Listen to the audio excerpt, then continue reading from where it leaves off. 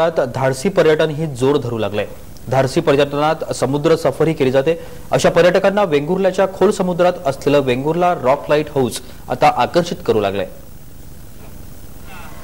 सिंधुदुर्ग जिल्ह्यामध्ये दाखल होणारे धाडसी पर्यटक समुद्र सफर केल्याशिवाय राहत नाहीत। वेंगुर्ल्याच्या निवती बंदरापासून खोल समुद्रामध्ये अनेक खडकाळ बेटं आहेत।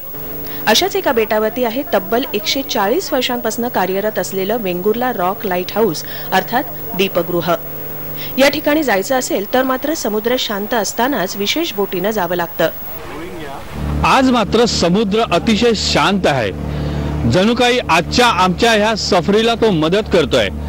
आपण बरोबर मागे पाहत आहोत आहे निवती रॉक।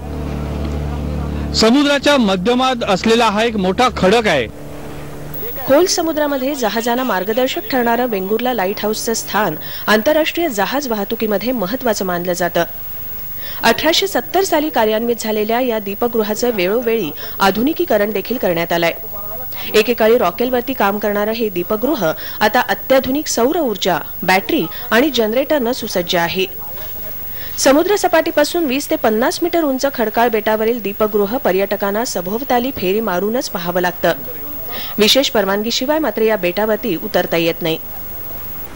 12 किलोमीटर दूरवर समुद्रामध्ये असलेलं हे निवती दीपगृह सिंधुदुर्ग जिल्ह्यामध्ये येणारे पर्यटक हे सिंधुदुर्ग किल्ला पाहिल्याशिवाय जात नाही। त्याचप्रमाणे हा निवती दीपगृह जास्तीत जास्त पर्यटकांनी पाहावा यासाठी आम्ही शासनाकडे जास्तीत जास्त प्रयत्नात आहोत।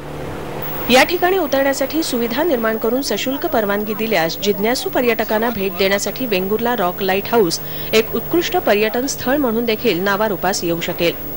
सिंधुदुर्गहून विजय गावकर सह मनाली दीक्षित, सहारा समय, मुंबई। तिबेटला